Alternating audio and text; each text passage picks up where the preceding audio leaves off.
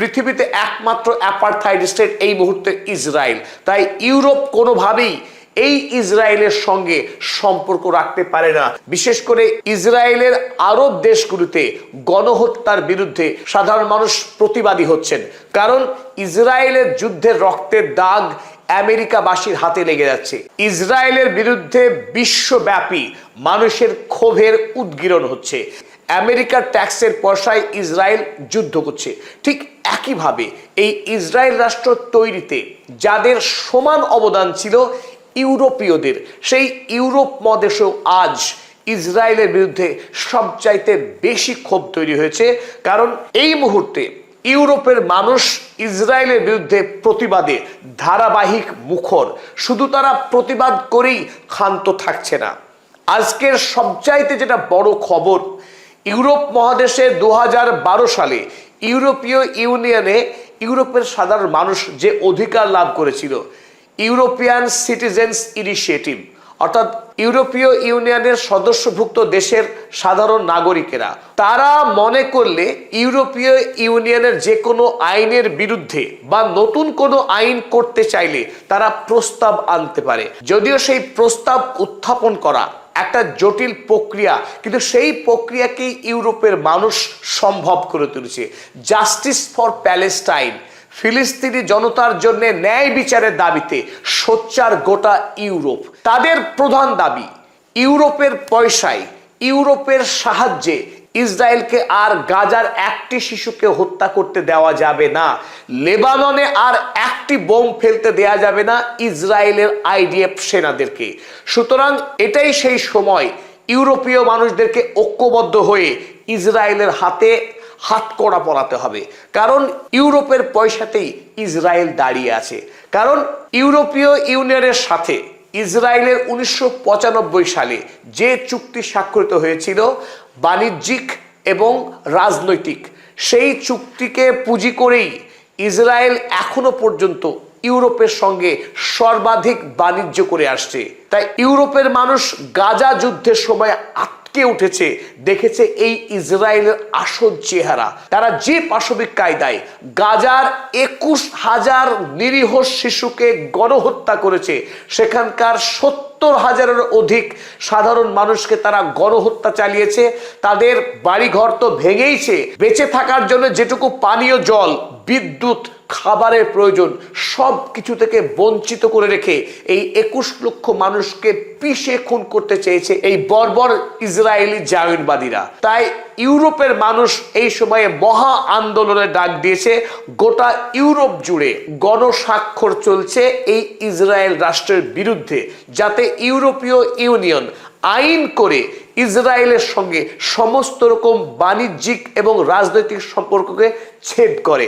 ইউরোপীয় ইউনিয়নে প্রস্তাব পেশ করবার জন্য দরকার ছিল 10 লক্ষ স্বাক্ষর। সেই 10 লক্ষ স্বাক্ষরের মাইল ফলক পৌঁছে গেছে ইউরোপীয় মঞ্চ, ইউরোপীয় জনতা।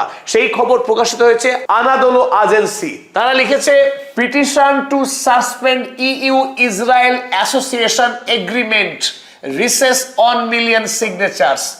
ইসরায়েল এবং ইউরোপীয় ইউনিয়নের যে বাণিজ্যিক এবং রাজনৈতিক চুক্তি, সেই চুক্তিকে ছেদ করবার জন্য ইউরোপের সাধারণ মানুষ যে প্রস্তাব পেশ করতে চলেছে ইউরোপীয় ইউনিয়নে, তার জন্য প্রয়োজনীয় 10 লক্ষ গণস্বাক্ষর ইতিমধ্যেই তারা সম্পন্ন করে ফেলেছে। ইউরোপের সাধারণ মানুষ ইতালি, স্পেন, জার্মানির মতো বিভিন্ন দেশে রাস্তায় এইরকম বিশাল বিশাল র্যালি বের করেছে, যে র্যালিতে স্লোগান ছিল জেনোসাইড, অকুপেশন, অ্যাপারথাইড, 3 reasons স্যাংশনার ইসরায়েল। ইসরায়েলকে স্যাংশন দিতে হবে। কেন দিতে হবে?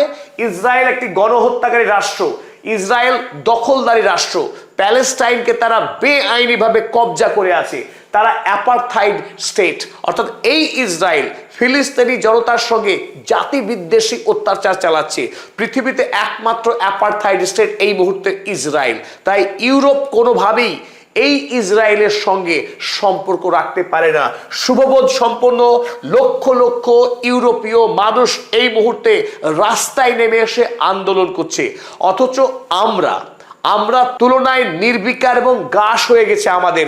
ফিলিস্তিনি মানুষ যখন খুন হচ্ছে, সাধারণ ডিজিটাল মিডিয়াতে আমরা প্রতিবাদ করতে গিয়েও কুণ্ঠিত হচ্ছি। কিন্তু অপরদিকে খুবই অবাক করা বিষয়, যে ইউরোপের মানুষ 300 বছর ধরে বিশ্বব্যাপী সাম্রাজ্যবাদ চালিয়েছে, মানুষকে অর্থনৈতিকভাবে শোষণ করেছে, সেই ইউরোপের মানুষও কিন্তু আজ ইসরায়েলি জনতার বর্বরতা দেখে তারা রাস্তায় নেমে আন্দোলন করছে এবং এই ইসরায়েলকে হাতকড়া পড়ার জন্য, তার এই অন্যায়কে বন্ধ করবার জন্য প্রাণপণ লড়াই করে যাচ্ছেন। গত 10ই এপ্রিল রোম সাক্ষী থাকলো এক ঐতিহাসিক প্রতিবাদের। আপনারা স্ক্রিনে দেখছেন যে ছবি, সাদা কাফন নিয়ে রোম শহরে বিরাট জনতা মিছিল করেছে। গাজাতে ইসরায়েলি আইডিএফ সেনা যে গণহত্যা চালিয়েছে, সেই গণহত্যাতে যে 21,000 নিরীহ ফিলিস্তিনি শিশুকে খুন করেছিল, তাদের প্রত্যেকের নাম লেখা আছে এই কাফনে। 21,000 শিশুর নাম লেখা কাফন নিয়ে রাস্তায় তারা প্রতিবাদে বেরিয়েছিল যে এই 21,000 শিশুকে হত্যাকারী ইসরায়েলের বিরুদ্ধে আমাদের প্রতিবাদ আন্দোলন। বিচার চায় এই 21,000 নিরীহ শিশু যারা পৃথিবীতে এসেছিল বেঁচে থাকবার জন্যে, হাসি আনন্দের জন্যে, তাদেরকে অকালে পৃথিবী থেকে ঝরে যেতে হয়েছে। আমেরিকা থেকে পাঠানো ইসরায়েলি আইডিএফ সেনার আকাশ থেকে ছোড়া বোমে তাদের শরীর ক্ষতবিক্ষত হয়ে গেছে বোমের আঘাতে। সেই সমস্ত শিশুদের নাম নিয়ে এক বিরাট প্রতিবাদ মিছিল করেছে রোমের মানুষ এই 10ই এপ্রিল, আজ থেকে মাত্র 5 দিন আগে। অথচ আমরা কিন্তু বেশ ভুলতে বসেছি গাজার শিশুদের। তারা লিখেছে, every name is a life, প্রতি নামেই জীবন আছে। Every name is a story, প্রতি নামেই আছে গল্প। From Gaza to Rome the blood is the same colour. Gaza থেকে রোম, রক্তের রং একই, অভিন্ন রক্ত। তাই গাজা কিংবা রোম, যেখানেই নিরীহ মানুষ খুন হবে, প্রতিবাদে সামিল হতে হবে। এই দাবি নিয়ে ঐতিহাসিক কাফন মিছিল হলো রোমে। এই ধরনের মিছিল যত হচ্ছে ইউরোপে, ইসরায়েলের বিরুদ্ধে মানুষ তত বেশি প্রতিবাদে ফেটে পড়ছে। সক্রিয় হয়ে স্বতঃস্ফূর্তভাবে লক্ষ লক্ষ মানুষ এগিয়ে এসে তারা এই গণস্বাক্ষর করছে, যাতে করে খুব তাড়াতাড়ি ইউরোপীয় ইউনিয়নের পার্লামেন্টে ইসরায়েল বিরোধী এই প্রস্তাব পেশ করা যায়। এই প্রস্তাব পেশের ক্ষেত্রে 7টি দেশ, যেমন ডেনমার্ক, ফ্রান্স, জার্মানি, ইতালি, আয়ারল্যান্ডের মতো যে কোনো 7টি রাষ্ট্রের প্রয়োজনীয় স্বাক্ষর প্রয়োজন ছিল। আমরা দেখছি সেই ক্ষেত্রে 7-এর জায়গায় 11টি দেশের প্রয়োজনীয় স্বাক্ষরকে ছুঁয়ে ফেলেছে এই আন্দোলনকারীরা। ফ্রান্সের 4,04,684 জন মানুষ স্বাক্ষর করেছেন, যেখানে প্রয়োজন ছিল 55,695। অপরদিকে আমরা দেখছি ইতালিতে এই মুহূর্তে সবচাইতে রাজনৈতিক পরিবর্তন দেখা দিয়েছে ইতালিতে। সেই ইতালিতে প্রয়োজন ছিল 53,500 স্বাক্ষরের। ইতালির মানুষ ইতিমধ্যে স্বাক্ষর করেছেন 2,52,000, অর্থাৎ যা প্রয়োজন ছিল তার প্রায় 5 গুণের কাছাকাছি মানুষ স্বাক্ষর করে দিয়েছেন। এখনো পর্যন্ত স্বাক্ষর কম রয়েছে জার্মানির। জার্মানি ইউরোপীয় ইউনিয়নের সদস্য রাষ্ট্রের মধ্যে অর্থনৈতিক দিক থেকে সব থেকে শক্তিশালী, কিন্তু আমরা এই গণস্বাক্ষর সংগ্রহের বিষয়ে জার্মানি দেশ এখনো পর্যন্ত পিছিয়ে রয়েছে। কারণ থ্রেশহোল্ড সংখ্যা ছিল জার্মানির যেখানে 67,000, এখনো পর্যন্ত 46,164 জন গণস্বাক্ষর করেছেন। তবে এই এপ্রিল মাস গোটা আন্দোলনকারীরা স্বাক্ষর সংগ্রহ করবেন। যেভাবে ইসরায়েল সাম্প্রতিক সময়ে যুদ্ধ চালাচ্ছে লেবাননে এবং ইরানে তারা যে আগ্রাসী হামলা চালিয়েছে, তাতে ইউরোপের মানুষ প্রতিদিন নতুন করে ইসরায়েলের বিরুদ্ধে আন্দোলনে সামিল হচ্ছে। তাই খুব জোর দিয়ে বলা যায় এপ্রিল মাসের শেষ পর্যন্ত ইউরোপীয় নাগরিক মঞ্চ গণস্বাক্ষর সংগ্রহ করছেন। তারা 1.5 মিলিয়ন অর্থাৎ 15 লাখ থেকে 20 লক্ষ পর্যন্ত গণস্বাক্ষর পেয়ে যাবেন বলেই আশা করা হচ্ছে।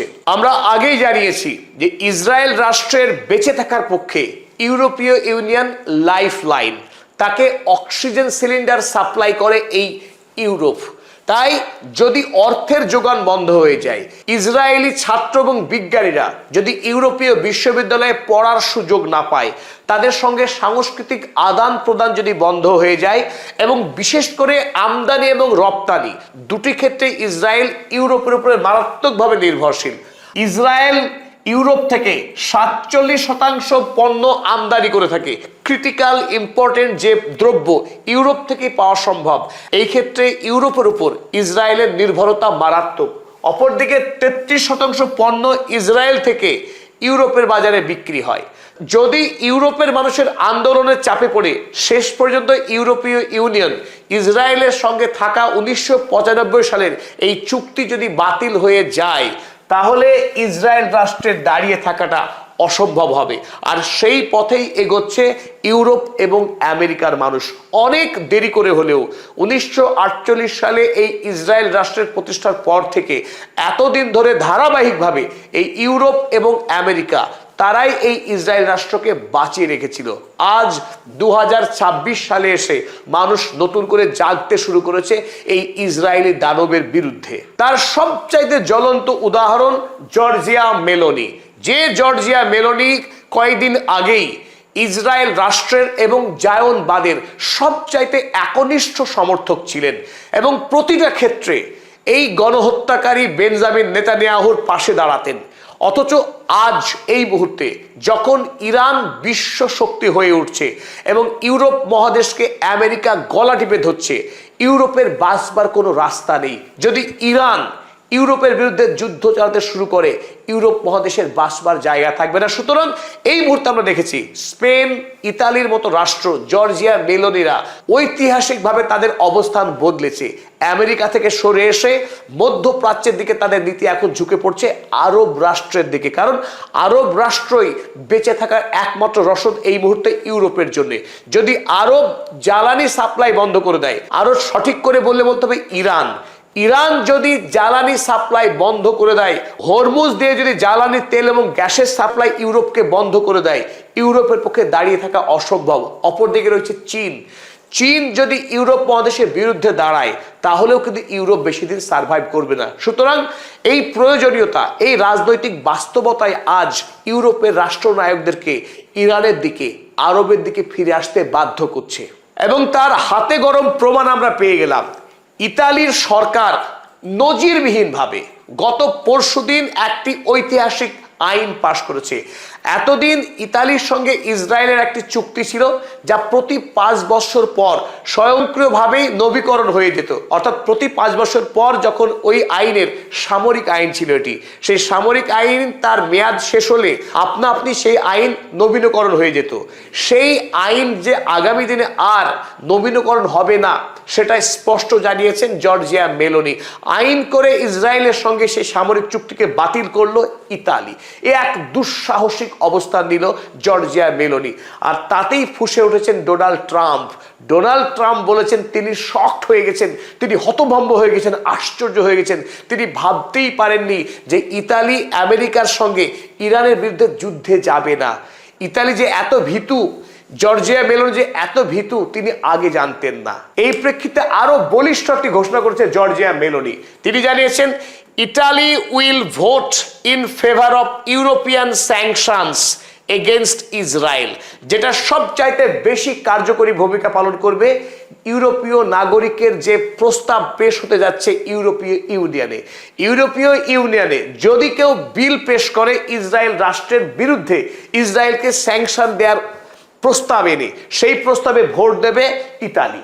যে ইতালি এতদিন ইসরায়েলের বিরুদ্ধে গন্ধ থাকলেও সেই আইনকে আটকে দিত, এখন ইতালি এগিয়ে এসে বলছে তারা ইসরায়েলকে স্যাংশন দেওয়ার সমস্ত আইনে সই করবে, ভোট দেবে। অর্থাৎ ইসরায়েলের বিরুদ্ধে যুদ্ধ ঘোষণা করেছে ইতালি।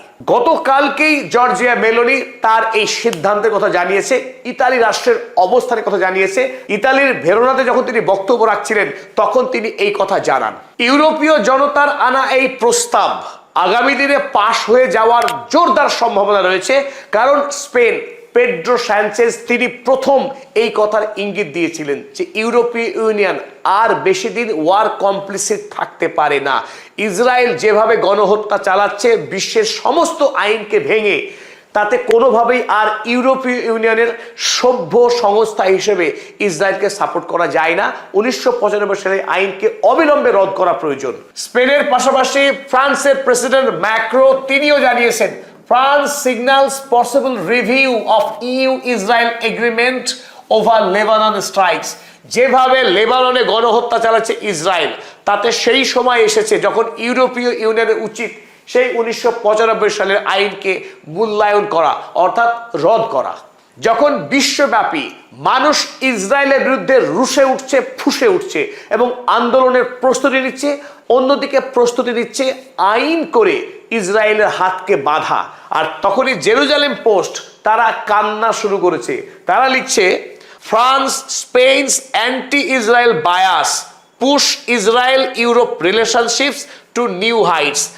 ফ্রান্স এবং স্পেনের মানুষের ইসরায়েল বিদ্বেষ এক নতুন উচ্চতায় পৌঁছানোর ফলে ইসরায়েলের সঙ্গে ইউরোপের যে সম্পর্ক ছিল সেই সম্পর্ক কিন্তু এখন ঝুঁকির মুখে পড়ে আছে। সে কথা খোঁজ জানাচ্ছে জেরুজালেম পোস্ট। অর্থাৎ ইসরায়েল এই মুহূর্তে তারা বুঝতে পারছে যে বিশ্বব্যাপী তাদের বিরুদ্ধে কিন্তু মানুষ ঐক্যবদ্ধ হচ্ছে।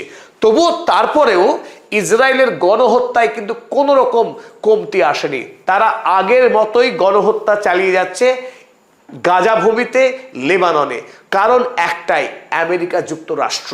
আমেরিকা যুক্তরাষ্ট্রের বদান্যতায়, পৃষ্ঠপোষকতায় এই ইসরায়েল রাষ্ট্র তারা লাগামহীনভাবে মানবতার বিরুদ্ধে অন্যায় করে যাচ্ছে। পরিশেষে জানাতে হয়, ইরানের রাষ্ট্রপতি মাসুদ পেজেশকিয়ান তিনি ধন্যবাদ জ্ঞাপন করেছেন স্পেন, চীন, রাশিয়া, তুর্কি, ইতালি এবং মিশরের সরকারকে তারা ইসরায়েলের বিরুদ্ধে বলিষ্ঠ অবস্থান গ্রহণ করবার জন্যে।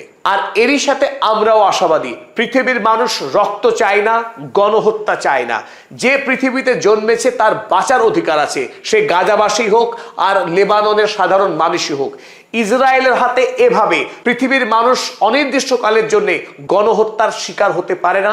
তাই গর্জে উঠুন, আমরা প্রত্যেকে এই গণহত্যার বিরুদ্ধে, বর্বরতার বিরুদ্ধে ঐক্যবদ্ধ হব এবং আমরা প্রতিবাদ করব। ভিডিও ভালো লাগলে লাইক, কমেন্ট, শেয়ার করবেন এবং চ্যানেলটিকে সাবস্ক্রাইব করে আমাদের সাথেই থাকবেন। আল্লাহ হাফেজ।